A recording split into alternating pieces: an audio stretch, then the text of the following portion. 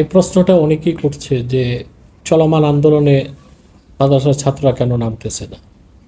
প্রথম বিষয় হচ্ছে যে মাদ্রাসার ছাত্রদের এই আন্দোলনে সরাসরি সম্পৃক্ত হওয়ার যৌক্তিকতা নেই।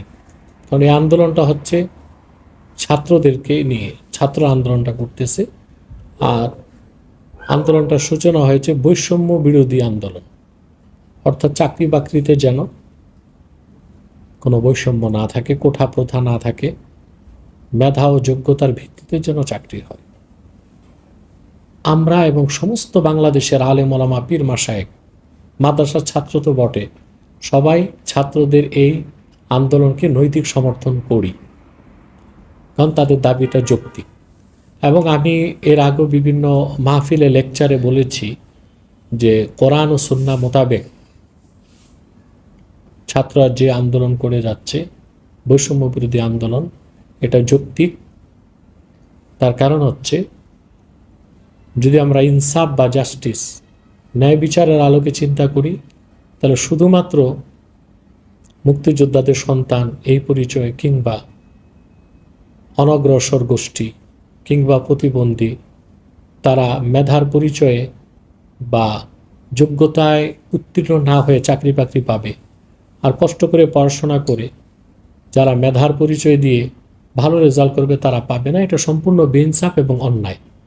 সেজন্য শরীয়তের দৃষ্টিকোণ থেকে আমরা ছাত্রদের এই দাবিকে সমর্থন করি এবং নৈতিকভাবে সকল আলেম ওলামা পীর মাশায়েখ, মাদ্রাসার শিক্ষকগণ এবং ছাত্রগণ এটা সমর্থন করে।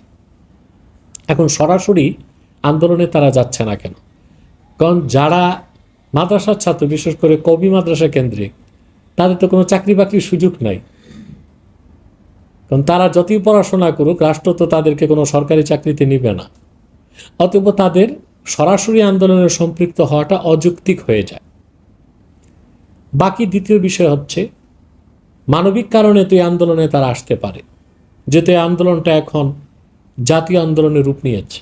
সকল পেশা, সকল শ্রেণীর মানুষ এই আন্দোলনকে সমর্থন করছে। সেই দৃষ্টিকোণ থেকে মাদ্রাসা ছাত্রদেরও এই আন্দোলনে আসা উচিত ছিল। কিন্তু আসলে আন্দোলনকারীদের উপকারের চেয়ে অপকার বেশি হবে। কারণ হাজার হাজার লক্ষ লক্ষ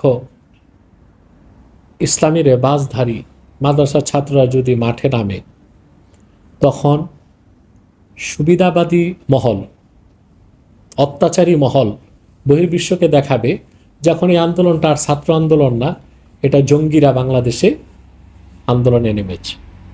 এতে ছাত্র আন্দোলনকারীরা বর্তমানে যে বহির্বিশ্বের সমর্থন পাচ্ছে, সে সমর্থনটা তারা হারাবে।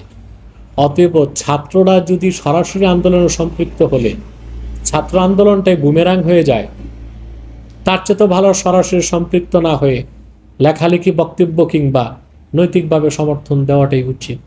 আমি মনে করি সরাসরি মাদ্রাসা ছাত্রদের না নামাটাই, বর্তমানে যারা স্কুল কলেজ ভার্সিটির ছাত্র আন্দোলন করতেছে, তাদের আন্দোলনটা নির্বিঘ্নে হবে।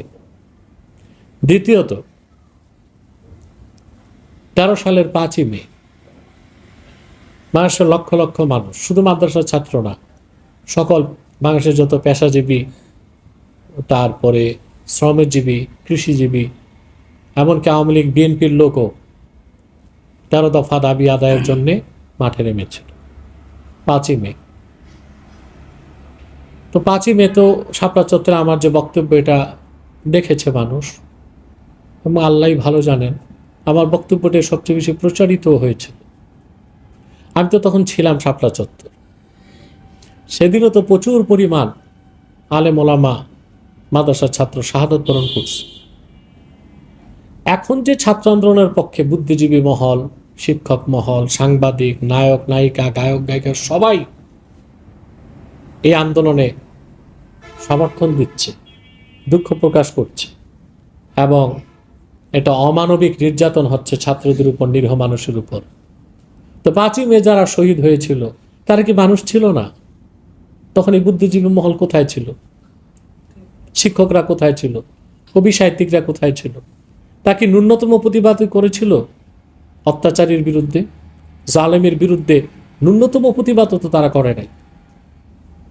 তাহলে এখন আগ বাড়িয়ে মাদ্রাসা ছাত্ররা যদি মাঠে নামে, তখন তো বা শিক্ষকরা বা তাদের মুরব্বীগণ তাদেরকে যদি মাঠে নামতে বলে, আর ছাত্ররা যদি বলে, যে তখন স্কুল কলেজ ভার্সিটির শিক্ষকরা ছাত্ররা কোথায় ছিল, বুদ্ধিজীবীরা কোথায় ছিল?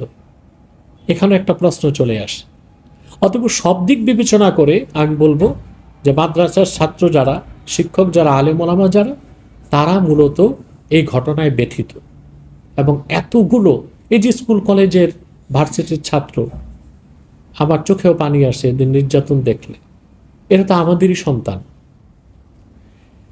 এবং মাঠে ময়দানে আমরা যখন যাই ওয়াজ মাহফিলে, তো হাজার হাজার মানুষ আসে, 10%ও তো বৃদ্ধ মানুষ আসে না, সবই যুবক কিশোর।